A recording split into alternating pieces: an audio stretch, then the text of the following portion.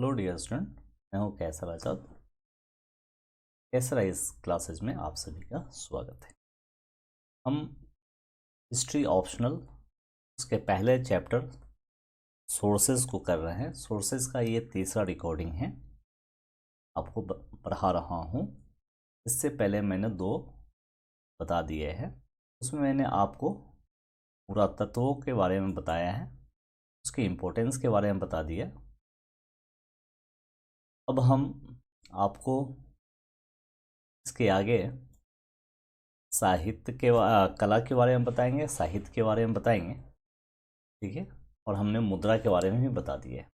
तो चलते हैं, हम कला के बारे में आपको बताते हैं कि कला, उस वक्त की जो कला थी उसकी इम्पोर्टेंस क्या थे, उसकी लिमिटेशन क्या थी, कितना हमारे इतिहास को जानने में वो हेल्पफुल रहा है, इस बात को हम देखते हैं, ठीक है।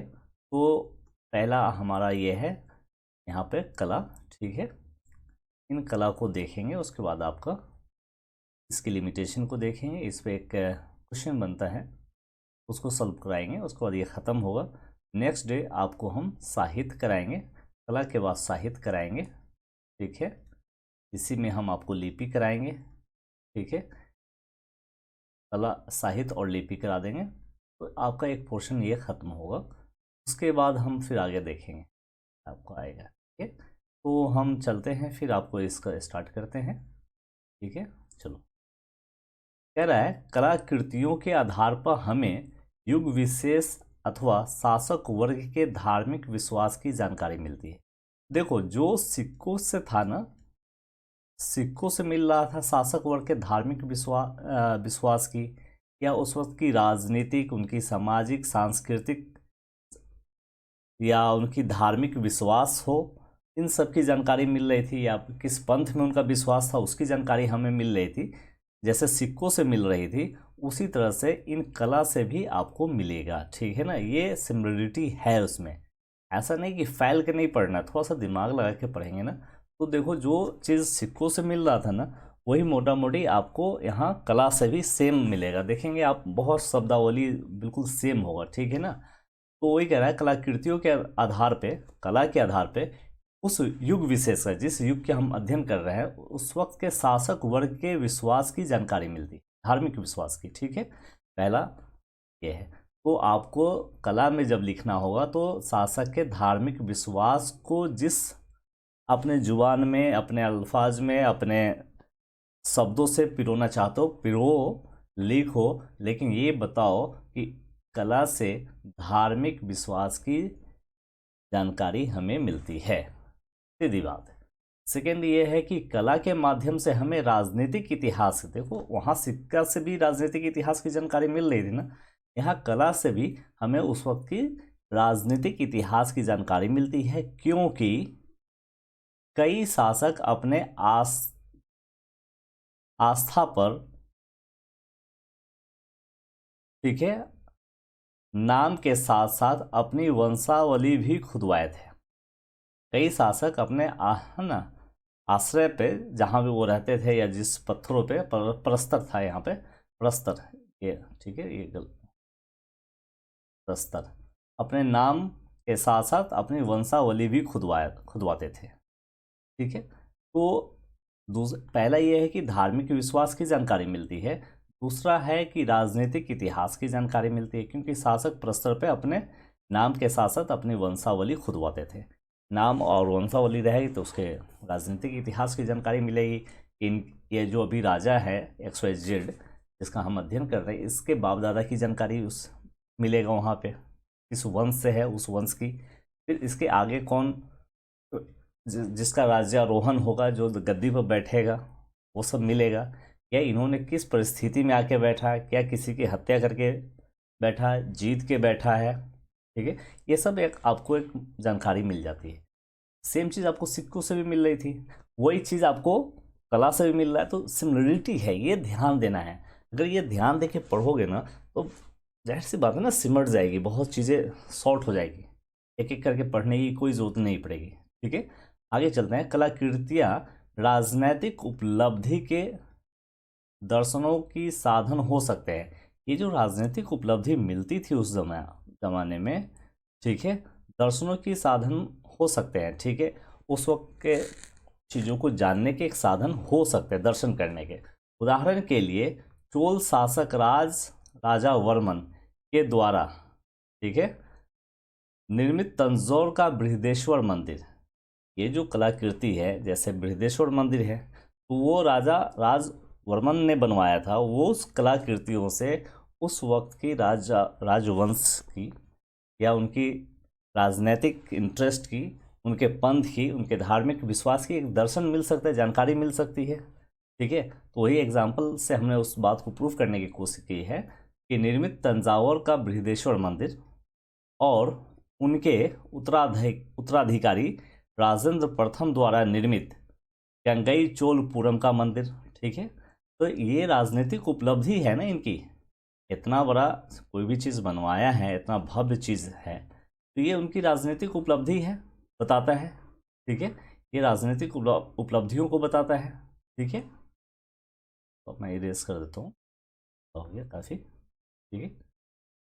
तो उनके राजनीतिक उपलब्धियों को बताता है ये मंदिरें, उस वक्त के दर्शन को बता रहा है, ठीक है, उसके दर्शन को बता रहा है। नेक्स्ट अब चलते हैं, नेक्स्ट ये है, नेक्स्ट आपको कह रहा है इसकी जिस तरह से सिक्कों की सीमाएं थी, लिमिटेशन था, सिक्कों का लिमिटेशन था, उसी तरह से इन कला का भी लिमिटेशन होगा, जाहिर सी बात है। इसकी लिमिटेशन क्या है? तीन बातें आपने वहाँ इनके सिक्कों कला के बारे में देखा ना, एक तो धार्मिक विश्वास, राजनीतिक सफलता और उनकी राजनीतिक दर्शन, ठीक है, सफलता, इतिहास के बारे में आपको जानकारी मिली, वंशावली की जानकारी मिली, उसी तरह से कला से भी मिला, सिक्कों से भी मिला। अब सिक्कों की लिमिटेशन देखे हैं तो हम कला की भी लिमिटेशन देख लेते हैं। ये जो कला है, अधिकांश कलाकृतियाँ अभिजात वर्ग है ना, हायर क्लास के लोगों के लिए, अभिजात वर्ग के दृष्टिकोण को दर्शाती है। ये निम्न वर्ग के रहन सहन, उनकी संस्कृति को ये नहीं दर्शाता, बल्कि हायर क्लास के जो लोग थे, राजवंश के जो लोग थे, उनके दृष्टिकोण को ये दर्शाता है, जनसामान्य के दृष्टिकोण को नहीं। इसकी लिमिटेशन है, इसकी एक लिमिटेशन है कि ये जो कला है ये अभिजात वर्ग है ना, हाई क्लास के लोगों के संस्कृति और दृष्टिकोण और उनके सोच विचार को दर्शाता है, न कि जन सामान्य के दृष्टिकोण को। एक तो लिमिटेशन ये है, समझ गए। दूसरा, कुछ कलाकृतियाँ शासकीय उपलब्धियों को बढ़ा चढ़ाकर दिखाने का साधन रही है। ये जो शासकीय उपलब्धि है, अब मान के सोचो, एक एग्जाम्पल के तौर पे सोचो, अगर अशोक अपने बारे में कुछ लिखवाएगा अपने राज दरबारियों से, अकबर लिखवाएगा, अबू फजल लिखने वाला था,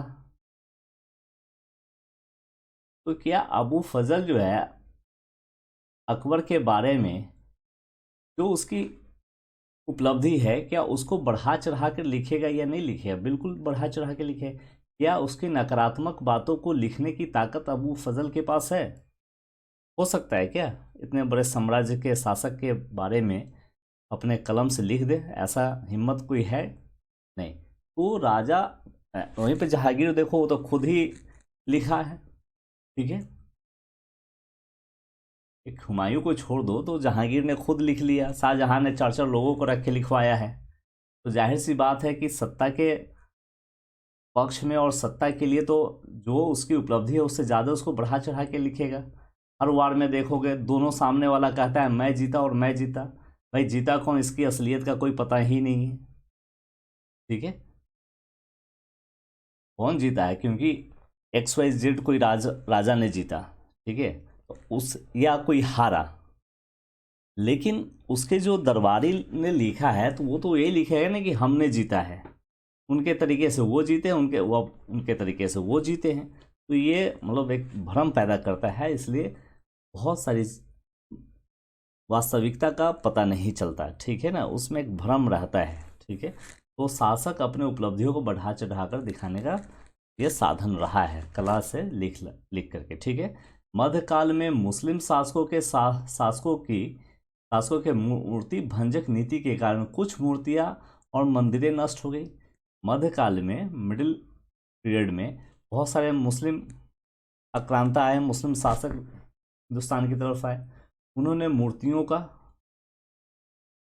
और मंदिरों को तोड़ा। अब तोड़ने से हुआ क्या कि बहुत सारे जो साक्ष्य थे वो तो मिट गए ना, क्योंकि इन मंदिरों पे मूर्तियों पे बहुत सारे साहित्य लिखे हुए थे। ठीक है, यहाँ पे साहित्य लिखा हुआ था। अब ये सब तो तोड़ दिए गए। तो क्या है कि बहुत सारी जो उपलब्धियां हैं या इतिहास है उस वक्त की, वो तो एक अधूरा हमको जानकारी मिला। अगर वो रहता तो शायद और भी हमारा जो पटल है और भी ज़्यादा क्लियर खुल जाता इन चीज़ों को लेकर के।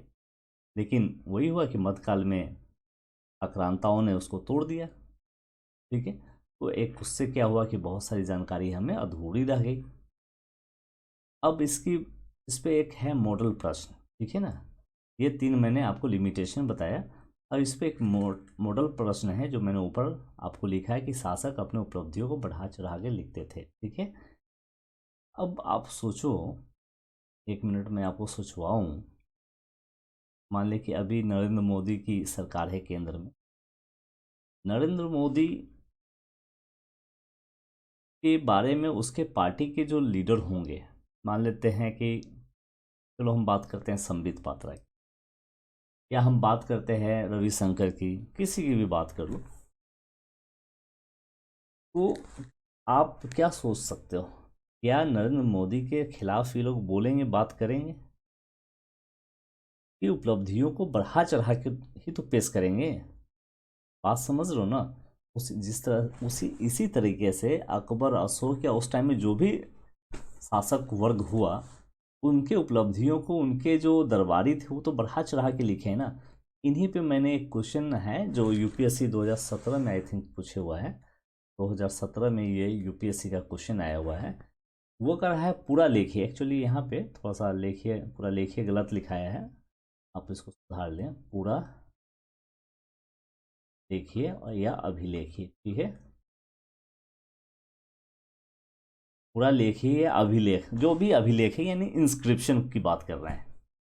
स्रोतों में इन सब का मतलब ये है, पूरा लेखिए अभिलेख का मतलब है इंस्क्रिप्शन। ठीक है, अभिलेख जो भी लेख है में स्रोतों में राजनीतिक इतिहास की अपेक्षा कला और संस्कृति कहीं अधिक सीमा तक प्रतिबिंबित है। टिप्पणी कीजिए। कह रहा है ये जो इंस्क्रिप्शन अभी आपने देखा, साहित्यों में देखा, सिक्कों में देखा, कला में देखा, साहित्य तो खैर अभी आगे बताना है, कला में देखा, सिक्का में देखा, या बाकी और भी जो पुरातात्विक साक्ष्य मिले हैं, उन सभी में राजनीति से ज़्यादा कला और संस्कृतियों को अधिक सीमा तक प्रतिबिंबित किया है, यानी अधिक सीमा तक बढ़ा चढ़ा के लिखा गया है या उसको इम्पोर्टेंस दिया गया है। क्या उतना राजनीति को नहीं दिया गया? ठीक है, बात समझ रहे हो ना? क्या उतना राजनीति को नहीं दिया गया जितना कला और संस्कृति को दिया गया है? तो देखो इसमें यह है, यहाँ पे इसने वर्ड यूज किया है, एक चीज देख लो, बता देना चाहिए। टिप्पणी कीजिए। क्या है? टिप्पणी करने का मतलब ये होता है, इसके आप फेवर में भी बोल सकते हो या इसके अगेंस्ट भी जा सकते हो। ठीक है, आपको पूरी आज़ादी हो, या तो इसके पूरा फेवर में ही लिख दो या इसके पूरा अगेंस्ट में चले जाओ। फेवर में भी लिखोगे कोई दिक्कत नहीं, अगेंस्ट में भी जाओगे कोई दिक्कत नहीं, आंसर आपको, नंबर आपको मिलेगा, प्रॉपर नंबर मिलेगा। ठीक है, जहाँ भी टिप्पणी लिखना होता है वहाँ पे आप फ्री हैंड होते हो, आप कुछ भी लिखो। इस पक्ष में जाओ, इस पक्ष में जाओ, थोड़ा सा इधर से ले लो, थोड़ा इधर से ले लो, जैसे आपकी मर्जी। ठीक है, इसमें फाउंडेशन नहीं होता है, इस बात का ध्यान रखना। ठीक है, ये चीज़ मैंने आपको बता दी। तो खैर, अब आता है कि क्या वो जो कला है, ठीक है, या जो भी इंस्क्रिप्शन मिले हैं, उन इंस्क्रिप्शनों में इतिहास से ज़्यादा कला और संस्कृतियों को कहीं अधिक बढ़ा चढ़ा कर लिखा गया है? तो मैंने तो पहली बात ये कहा कि टिप्पणी है, इसके पक्ष में भी लिख सकते हो, विपक्ष में भी लिख सकते हो, ठीक है ना।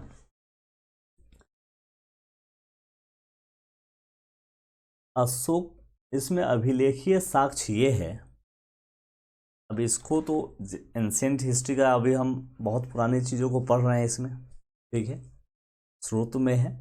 तो जो पूरा अभिलेखीय साक्ष्य हमें मिले हैं, जैसे कि आप कह दोगे अशोक स्तंभ, अशोक ने जो पिलर्स बनवाए हैं वो हमको मिला है। तो अशोक का जो पिलर मिला है तो जाहिर सी बात है कि अशोक के बारे में ही लिखा होगा ना, अशोक की उपलब्धियों को बढ़ा चढ़ा के लिखा गया है, होगा, संभावना है। दूसरी, हड़प्पाई मोहर मिले हैं जो एक कला का रूप है, ठीक है। हड़प्पाई मोहर क्या है, कला का है, क्योंकि उसको आप देखो एक तो ढालना ही कला है। दूसरी बात यह है कि उस पर चित्र बनाए गए हैं भगवान के, भगवान शिव के हैं, पार्वती के हैं, बहुत सारे जानवरों का फोटो बनाया हुआ है, उकेरा गया है, कुछ लिखे गए हैं, भले उसको हम पढ़ नहीं सके तो, लेकिन सिक्के तो है ना। तो सिक्के क्या, हड़प्पाई सिक्के क्या है, एक कला है, ठीक है। कला के रूप में यहाँ पे लिख दोगे तो अशोक पिलर के बारे में लिख दो, कला में आप हड़प्पाई मोहर के बारे में लिख दो। दूसरा, अशोक स्तंभ भी एक कला है, इंस्क्रिप्शन स्तंभ भी है और एक कला के रूप में भी है, क्योंकि उस पर तो लिखा गया है ना, उसको एक शेप दिया गया है। तो एक तो पिलर तो है, पिलर के साथ साथ क्या है, वह एक कला भी है, ठीक है।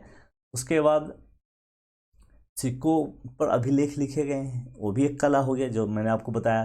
ताम्रपत्र पर लिखा गया है, जैसे ब्राह्मणों को, बौद्ध भिक्षुओं को जो दान दिए गए हैं, या बहुत ऐसे वेदों को जो लिखा गया है, उकेरा गया है, लिखा गया है, तो ये भी तो एक कला है ना, ताम्रपत्र पे लिखना, इसको कला पे लिख लो, ठीक है।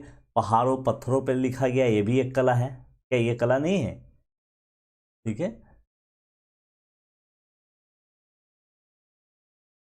तो इससे ये जितने भी आपको मिले हैं कला का, मैंने एग्जाम्पल दिए आपको, कला और संस्कृति हो गया, ठीक है। इनका जो मैंने आपको एग्जाम्पल दिया, वह क्या इनसे, इन कलाओं से क्या ये जो इंस्क्रिप्शन मिला वहाँ पे, वहाँ जो अभिलेख मिला, क्या उन अभिलेख से जिस राजवंश का वो अभिलेख था, क्या उस राजवंश की वंशावली की सूचना नहीं मिलेगी। अभी आपने पढ़ा ना कि हाँ, सिक्कों पे वंशावली की सूचना मिलती है, उसकी राजनीतिक इतिहास की सूचना मिलती है, मिला ना। इन अभिलेखों से, ये जो जितने भी अभिलेख मिले हैं, जैसे पिलर मिले हैं, सिक्के मिले हैं, पहाड़ों को काट के लिखा गया है, शासकों के बारे में सूचना तो मिलती है, ठीक है। हालांकि इन सब के साथ इसकी एक सीमा है, राजाओं के बारे में सूचना या राजवंशों के बारे में सूचना तो मिलती है, परंतु इन सब के बाद एक लिमिटेशन है। ये जो इंस्क्रिप्शन है, इसमें शासक को बढ़ा चढ़ा के लिखा गया है। कहीं कहीं पे तो इतना मतलब यह है कि जैसे मैंने अभी आपको बताया है कि दो युद्ध हुआ दो लोगों में, एक युद्ध हुआ दो लोगों में, अब उस युद्ध के बाद जो लिखा गया है, एक राजा कह रहा है कि मैं जीता हूं, दूसरा कह रहा है मैं जीता हूं, लिखने वाला कौन कहेगा कि मेरे राजा हार गए हैं, और वो राजा खुद नहीं चाहता है कि मेरे बारे में ऐसा लोग जाने, तो उन्होंने तो ये लिखवाया कि मैं जीता हूं। कौन जीता और लिखने वाले ने क्या लिखा उसके प्रशंसा में बढ़ा चढ़ा, क्योंकि वो उसको लिखना है, लिखेगा तभी उसको भूमि अनुदान मिलेगा दान में, ठीक है। तो उसको बढ़ा चढ़ा के तो लिखना ही है। तो यहाँ पे एक ये भ्रम पैदा करता है, और क्योंकि शासक को बढ़ा चढ़ा के लिखा है। इन सब के बाद भी आप कैसे कह सकते हो कि इनसे हमको राजनीतिक जानकारी का ये साधन नहीं है। अगर राजनीतिक जानकारी का साधन नहीं है तो फिर आपके पास राजनीतिक जानकारी का साधन कुछ और है क्या, नहीं है, क्योंकि साहित्य नहीं मिले हैं, कुछ ऐसा और एविडेंस नहीं मिला है। तो ये जो इंस्क्रिप्शन है, ये जो साधन है, पिलर्स हैं, लेख हैं, कला है, सिक्के हैं, ये कहीं न कहीं उस राजनीतिक या राजवंश की जानकारी में सहायक है। इसको आप टिप्पणी में कहना था कि आप इसके हाँ में भी जा सकते हो, न में भी जा सकते हो। तो ऐसे केस में हमें क्या होना चाहिए? हाँ में जाना चाहिए। ठीक है, हाँ में जाना चाहिए। ठीक है, तो उ- अपने उत्तर में पुरातत्व सबसे बड़ा साधन है, ये आपको बताना होगा। ठीक है ना? तो क्या मैं इसको लिखवा दूं? तो मैंने इसको लिखा है। ठीक है, इसको एक बार देख लीजिए, मैं पढ़ देता हूँ, आपको क्लियर हो जाएगा। इसके बाद नेक्स्ट क्लास में हम आपको साहित्य कराएंगे। ठीक है, चलिए। यहाँ पे लिखा है मैंने कि पूरा लेखीय या अभिलेखीय साक्ष्य, पूरा लेखीय बोलिए या अभिलेखीय बोलिए, कोई नहीं है, मोटा मोटी है, इंस्क्रिप्शन की बात कर रहे हैं। इंस्क्रिप्शन की बात, साक्ष्य प्राचीन ये जो साक्ष्य है, ये जो साक्ष्य प्राचीन भारत के लोगों के जीवन की जानकारी प्राप्त करने में महत्वपूर्ण साधन है। ये जो इंस्क्रिप्शन है, एंशियंट लोगों की जीवन की जानकारी प्राप्त करने के एक महत्वपूर्ण साधन है, क्योंकि कुछ पुरालेख हमें कलाकृतियों और सिक्कों पर मिलते हैं। कह रहा है क्यों ऐसा आप कह रहे हो? तो क्योंकि कुछ ऐसे इंस्क्रिप्शन हैं जो कलाकृतियों और सिक्कों पे, मतलब कला के रूप में, यानी सिक्के ढाले गए। ठीक है, पिलर्स बनाए गए, इंस्क्रिप्शन बनाए गए, ताम्रपत्र पे लिखे गए, पहाड़ों को काट के बनाए गए, मंदिर बनाए गए। उन पहाड़ों को काट के जो मंदिर बनाए गए, उनके पिलरों पे कुछ ना कुछ लिखा गया है। ठीक है, अशोक का स्तंभ है। ठीक है, हड़प्पा में जो मोहरें मिली है, तो ये जो कलाकृतियां हैं या सिक्कों के पर मिलते हैं, इसलिए हम कह सकते हैं इनसे हमें प्राचीन लोगों के जीवन की जानकारी मिलती है। इसलिए यह कला और संस्कृति के विकास को जानने के साधन भी यह है। ये इसलिए यह कला और संस्कृति को, अब देखो, जानने के साधन है। जीवन की जानकारी तो मिली, साथ में कला और संस्कृति नहीं की जानकारी नहीं मिलेगी आपको? मिलेगी भाई। सिक्के जो ढाले गए, तो ढालना एक कला है ना, तो उस पर लिखना भी तो एक कला है। पहाड़ को काट करके एक शेप देना, फिर उसको लिखना, वो भी तो एक कला है। और जो लिखा गया उस पिलर पे, तो उस राजवंश की राजाओं के बारे में लिखा हुआ, तो कला की भी हमें एक संपूर्ण जानकारी रहे कि उस टाइम में ऐसी कला थी।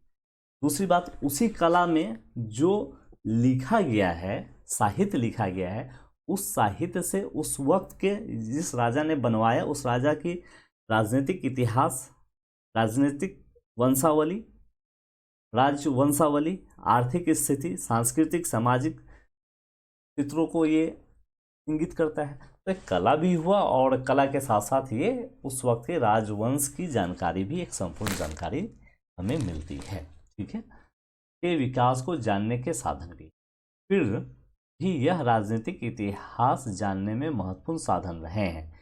अगर कला और संस्कृति के जानने के महत्वपूर्ण साधन हैं, उन सब के बाद यह राजनीतिक इतिहास जानने का महत्वपूर्ण साधन क्यों? क्योंकि उस सिक्कों पे कुछ लिखा गया है ना। उस जो पिलर बनाए गए, अशोक के पिलर है, या बाकी भाबरू अभिलेख का जो भी पिलर है, या जूनागढ़ अभिलेख का जो पिलर है, उस पर कुछ राजवंश के बारे में तो लिखा हुआ है ना। तो क्या उनमें उनकी राजनीतिक इतिहास की जानकारी नहीं है? क्या उनकी राजनीतिक सफलता की जानकारी नहीं है? क्या उनकी आर्थिक स्थिति की जानकारी नहीं है? तो है ना। तो कह रहा है कि संस्कृति और कला और संस्कृति के साथ साथ आपको राजनीतिक इतिहास जानने के भी ये महत्वपूर्ण साधन है।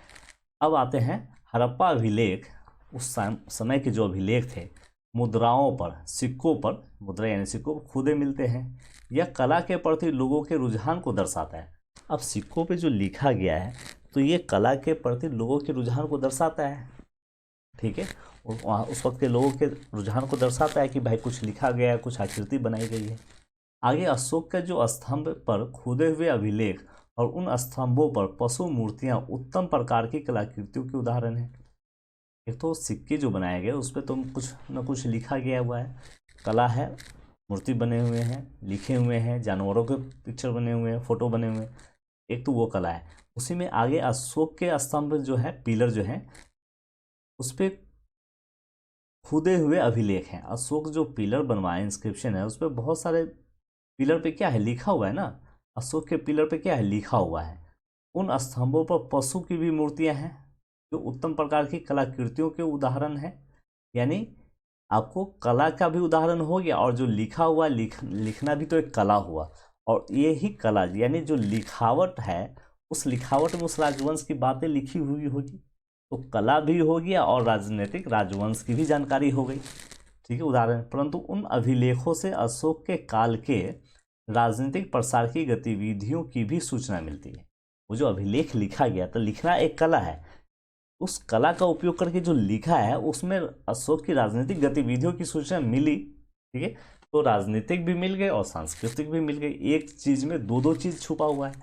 उसी प्रकार कुछ अभिलेख सिक्कों पर भी खुदे मिलते हैं जो कुषाण और गुप्त काल के से संबंधित हैं। कुछ ऐसे सिक्के मिले हैं, उन पे अभिलेख है, कुछ लिखा हुआ है, जो एग्जाम्पल के तौर पे ये कह रहा है कि कुषाण और गुप्त काल से संबंधित है। ठीक है, कुषाण और गुप्त काल से संबंधित है। ठीक है, कुषाण और गुप्त काल से संबंधित है। ठीक है, कुषाण एंड गुप्त काल से संबंधित। इसको थोड़ी रेस कर देते।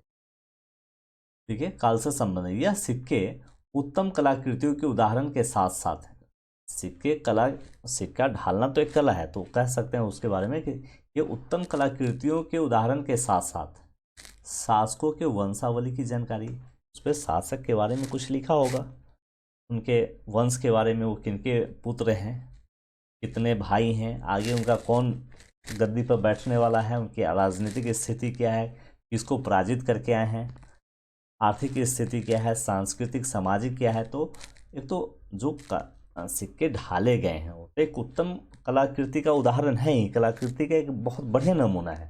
लेकिन उस नमूना में जो खुदाई करके कुछ लिखवाया गया है, उससे उस वक्त के राजवंश की या उस राजा की वंशावली की जानकारी भी मिल गई। तो कलाकृति भी सिद्ध हो गई और राजनीतिक इतिहास की जानकारी भी हो गई। फिर आगे खारवेल के हाथी गुफा अभिलेख, जो भी अब मैं बात कर रहा था, तथा रुद्रदामन का जूनागढ़ अभिलेख से लेकर समुद्रगुप्त के प्रयाग प्रशस्ति तक प्रतिहारों एवं राजपूत शासकों के अभिलेख की राजनीतिक इतिहास जानने में महत्वपूर्ण साधन रहे। अब मान लेते हैं समुद्रगुप्त है, समुद्रगुप्त की जानकारी हमें कहाँ से मिलती है? वही तो है, समुद्रगुप्त की जानकारी आपको जूनागढ़ अभिलेख से मिलती है। तो समुद्रगुप्त की वंशावली या राजनीतिक इतिहास की जानकारी हमें कहाँ से मिली? इंस्क्रिप्शन से मिली, अभिलेखों से मिल गई। ठीक है, तो कला के साथ साथ इसकी राजवंश की जानकारी। वहीं पे प्रतिहार एवं राजपूत शासकों के अभिलेख से राजनीतिक इतिहास जानने में महत्वपूर्ण साधन रहे हैं। ठीक है, तो कला जो भी है, स्तंभ हो, सिक्के हो, ठीक है, या जो भी पहाड़ को काट करके जो बनाया गया है या ताम्रपत्र है, वो कला के तो उत्तम उदाहरण है ही। कला की जानकारी तो बताता है कि लोगों का इंटरेस्ट है, कला है, कला विकसित हुई।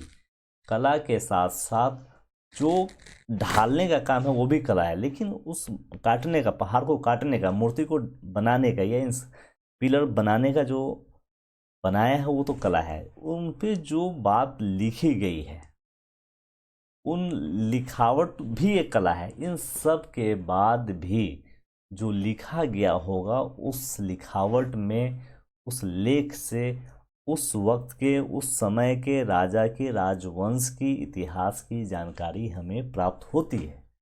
तो आप ये नहीं कह सकते हो कि सिर्फ ये कला और संस्कृति की जानकारी देता है।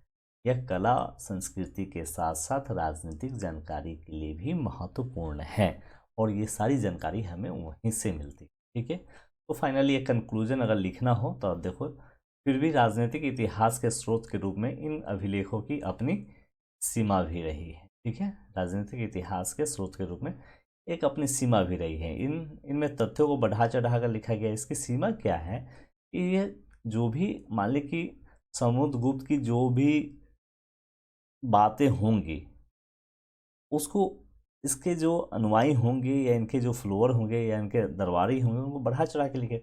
इसलिए कहा है कि राजनीतिक इतिहास के स्रोत के रूप में महत्वपूर्ण है। इन सब के साथ एक सीमा यह है कि इनके बारे में बहुत सारे बढ़ा चढ़ा के लिखा गया तथा फिर भी इनका अपना महत्व है। ठीक है, तो ये सारी बातें आपको मैंने बता दिया। तो सिक्के बता दिए, कला बता दिया।